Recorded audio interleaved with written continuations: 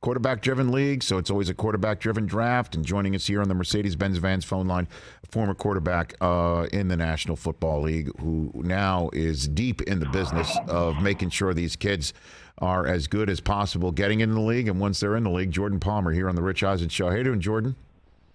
I'm doing great. I'm listening to you guys talk about this potential for this Liam Neeson transfer portal movie. Yes. I don't think we need a movie. The whole thing is a reality show. What we need is just to get some of this behind-the-scenes drama and see what's really happening, because the stories I'm hearing are bananas. About the transfer portal, right? Is that what you're saying? Oh, it's insane. Yeah, it's insane. Well, it's literally a reality show that's happening. We just need to document it. Well, I mean, because it is just, Jordan, when kids go in these portals, sometimes it might just be to kick the tires, right? Not to go anywhere, correct? Is that the way this thing is working? So last year, I live in Dana Point in Southern California, and like up by you, not in the same neighborhood as you, but houses on prices are ridiculous. It's like, I'm hearing houses in my neighborhood. I'm like, there's no way that house is worth that. So last October, I was like, I refinanced, and when you do a refinance, it tells you what your house is worth, and you're like, nah, it's worth more than that. And so I just put it on the market to see. I just want to test the market. And I just listed my house for the weekend. I was out of town anyways, and it came back double what it was appraised for. And so I just think that's what guys are doing. They're going, wait a second, okay, this guy got this guy got that. Let me just see what I get. And then they can go back to where they were at, or they can go and take that offer and go to another school. So I just think it is a market now, and kids are testing that market. But it's the wild, wild west. I'm kind of in the middle of it, and I just think I can't predict a thing. I just think you're going to hear a bunch of crazy stuff. Kids are going to get overpaid, underpaid, screwed over. Great opportunities created for themselves. You're going to hear a little bit of everything. The dust will settle over here in the next year or so, and then we'll kind of be able to figure out what this is going to be moving forward. Are you hearing of kids being told, you come here, we're definitely you're guaranteed this amount of NIL deal? Are you hearing that sort of stuff? Yeah, Jordan? for sure. Yeah, for sure. And it's part. I don't even know what the rules are. But yeah, I mean, kids they're testing the market, and they're getting offers, and they're making decisions off of it, and one way or another. And it's across the board, small schools and big schools. It's not an indictment on one place. I think people are just kind of running rampant. Quarterback Summit founder and coach, former NFL quarterback Jordan Palmer here on the Rich Eisen Show 6 days before the NFL draft. Okay, so guys that you've had in your graces and are in the league now, I've heard of a lot of them. Josh Allen, Joey Burrow, just to name a few. Desmond Ridder is your guy going to this year's draft, correct? Is Desmond that guy for you? Yeah. Okay. I've got a group of 4 guys, and Desmond's in that group, and got a chance to work with Desmond the last couple of years. And I think with this, there's so much talk about this draft class and what people think it isn't. What I think this draft class is, from a quarterback's perspective, is just a little bit more difficult to predict, which means a little bit more difficult to slot. And then if you don't know for sure that you're taking this quarterback and he's our guy and we're all in on him, and you're in the middle of the first round, then that left tackle looks a little bit more interesting. That corner looks a little more interesting. That pass rusher looks a little bit more valuable. And so it's just going to be a weird I think it's going to be a weird first round with quarterbacks, and then there'll be a little bit of run once one team or 2 teams kind of takes the guys off the board. And I just kind of predict this 2 or 3 guys mid to late first round, and a little bit of a run happening. But with Desmond, the one thing that I can stand on is I like guys that have proven that they're winners over time. He won in high school. He's 34-4, something like that in college. He's 26 or 27-0 at home. I like those types of data points. Yards can be misleading. Touchdowns can be misleading. Interceptions, somebody throws a lot of picks, and that can be misleading. But I like wins, and I just think there's some teams that are drafting, like a team like Seattle, where when they just went with the winner at quarterback, it worked, right? And they built around him. Yes. And so there's teams like that have hung their hat on, just give me the competitor, winner, leader guy with the tools, and we'll build around him, and we'll play him. We'll get him ready to play. That philosophy's worked for a couple of teams that are actually looking to take a quarterback this year. Well, the comp that I hear a lot is Dak. Is that fair? Yeah, I think there's some similarities to Dak. A winner. Dak is a work ethic guy. He handles every situation correctly. And I guess I'll take a step back. We've talked about this in the past, Rich. Mm-hmm. When I'm evaluating quarterbacks, I look at two things. I look at confidence and I look at maturity. Confidence is, not having reactionary confidence where I'm reacting to the situation. And if it's going well, I'm good. If it's going bad, I'm losing confidence. But it's self-generated confidence where put me in any situation, I believe this about myself, right? Dak and Dez, you could definitely compare those two guys there. And Dak, at this point in his career when he was getting ready for the NFL. But the maturity side of things is where I really see a comparison with Dak and Dez. So Dez grew up very, very quick. Man of the house when he was little. His mom had him when she was 15 years old. So just a lot of life happened for Dez at a very, very young age. And this is a kid who's never been in trouble, always gotten good grades, Mr. Volleyball in the state of Kentucky when he picked up a new sport, and then, takes over this program and they're getting hot and they turn it around. And he just never lost a game at home and has handled all these situations so well. Dak, he's had a lot of loss in his life, right? His mother, recently his brother, coming out of college and then transferring in, getting thrown into a brand new situation. He was the number 3 quarterback on the depth chart with the Dallas Cowboys heading into that year. Romo gets hurt in a preseason game. Kellen Moore breaks his ankle in practice. Insert rookie 4th-round pick Dak Prescott. He handles that situation fantastic. That is a good comp in those two categories for sure. And then they're both very mobile and guys that players gravitate towards too. So when I hear that comp, I like that comp. Well, and then my colleague at the NFL Media Group, Tom Pelissero, and his annual quarterback column before the draft, where he allows scouts and general managers and executives and coaches and coordinators just have their anonymous say on the subject matter, and you got to separate wheat from chaff. I want to read a quote that he had an unnamed AFC executive saying about Desmond Ridder. I want to like him more than I do. He elevated a program. He's a mobile guy. His arm's not elite. It's inconsistent as all get out, too, the accuracy and just the arm strength. But he's the one you're like, all right, maybe he's got a little something. How do you respond to that, do you think, Jordan?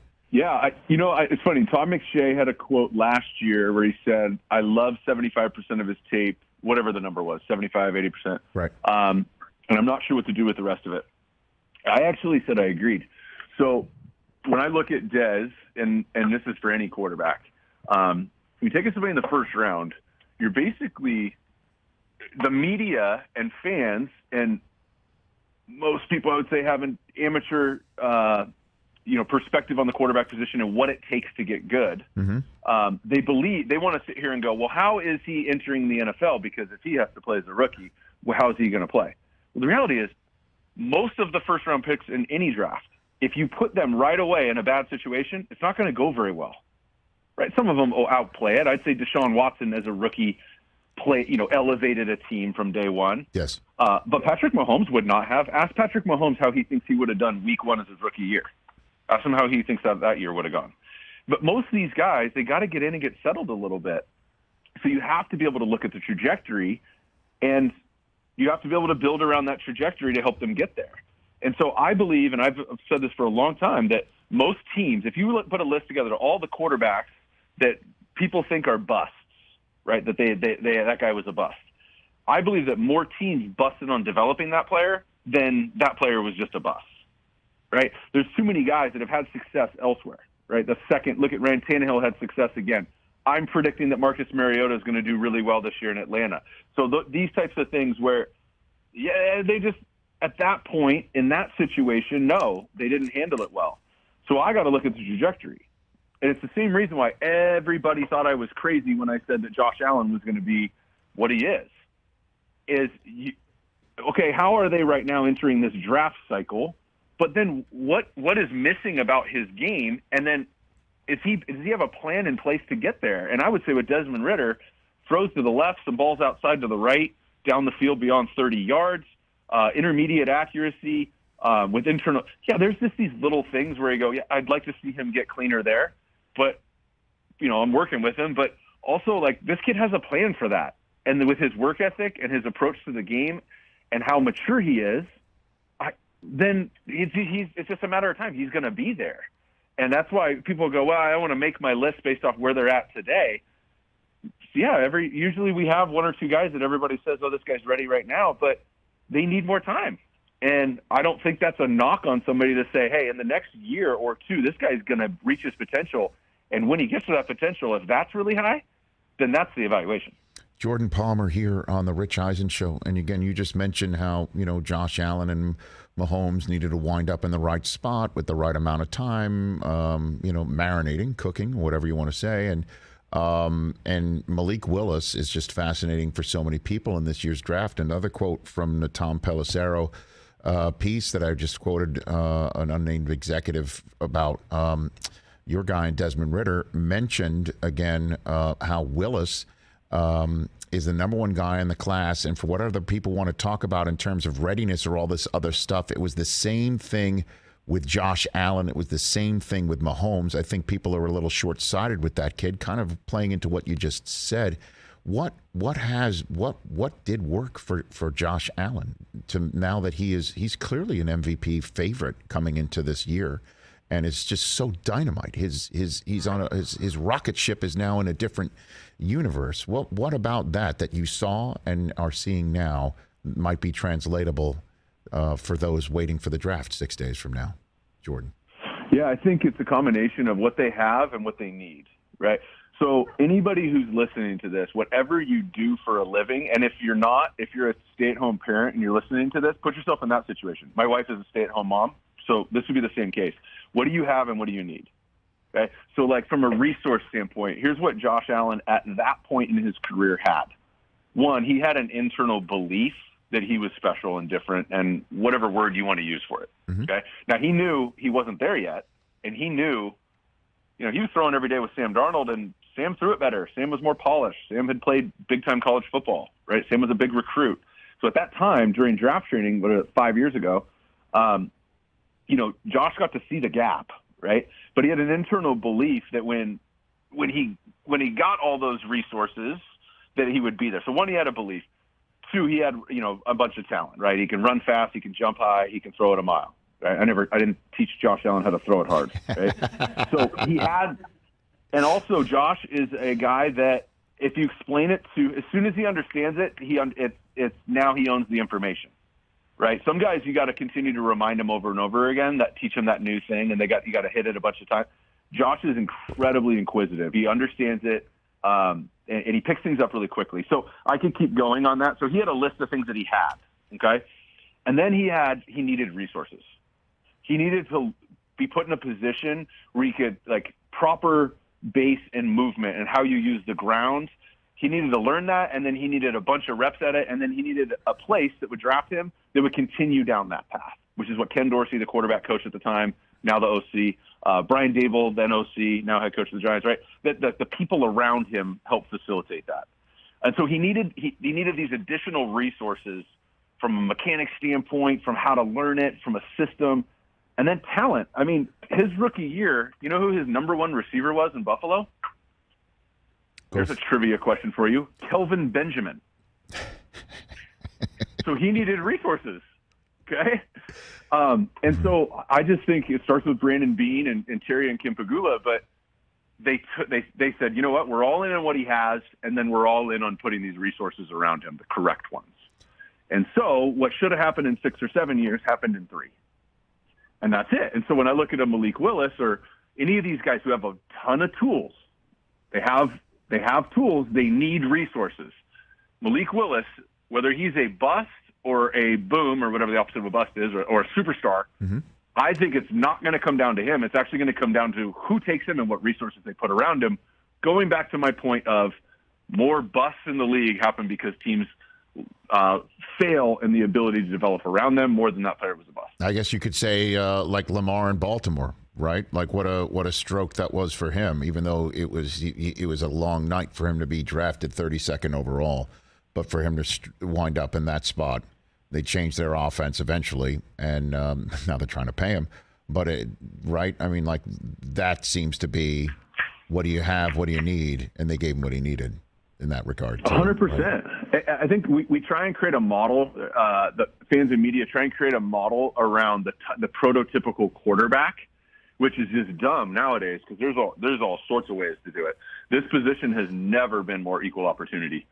We got 5'10" guys getting drafted, Heisman and Breeze and Russell. We got lefties. We've had 2 quarterbacks from North Dakota State taken in the top 3 picks in the last 6 years. I mean, it's wide open. And so we can't – they're no longer like 6'4" from one of these 5 schools like it used to be in the 90s, right? So nowadays it's wide open. So we can't have a model for a type of quarterback. The model is, how do we take a quarterback, what he has, and are we as an organization in a position to immediately give this guy each resource, identify what the resource is, and whether that's what we do here at this place or not, we put those resources around him. I think Lamar Jackson is a perfect example of an organization who said, here's what this guy has, here's what this guy needs, and boom, every single person from the quarterback coach to the offensive coordinator to getting Mark Andrews, who played in a spread system with a runaround quarterbacks, to like every single piece, they're still Baltimore and they still get after the quarterback and they still do all that stuff. But boom, they immediately build around him. Kansas City is an example. Buffalo is an example. Jared Goff, what didn't end up being the guy, but the way that they brought in Sean McVay and built around Jared those couple of years, like that was a spot. So there's a handful of teams that are doing a fantastic job of doing this. And so it's now that there's these open spots with these young guys, what's Seattle going to do? What is, is Carolina, what are these other places going to do if they take a quarterback to build around this young guy? Last one for you, Jordan. I love this conversation. You just make me smarter, and I just love getting right into it here. But last one for you here. So, again, we've just discussed Josh Allen, who you've had for years, and the jump that he's made from year 1, 2, 3. We just saw an incredible jump from another one of your guys, Joe Burrow. What does a jump from year 2 to year 3 look like for him, do you think, Jordan? Well, I think what I look at and what I think my role with some of when guys reach the success that Josh and Joe have had is we're not really working on fundamentals anymore. They essentially own their stroke. They throw a bad ball, they know why, and fix it. That's part of what I do is I help guys get to self-correction, right? The next phase is, and I'm not going to teach Joe how to win. That's why I'm asking this question, Jordan, is because what an incredible leap from a guy coming out from a blown out knee, right? Yeah. So we just discussed, what does somebody need? What do they have? What do they need? He needed protection. It seems like they've hit the heck out of that in free agency. Now comes a draft. What do you think that leap will look like for Joe Burrow this year? I think with Joe, the way that I approach these guys is efficiency.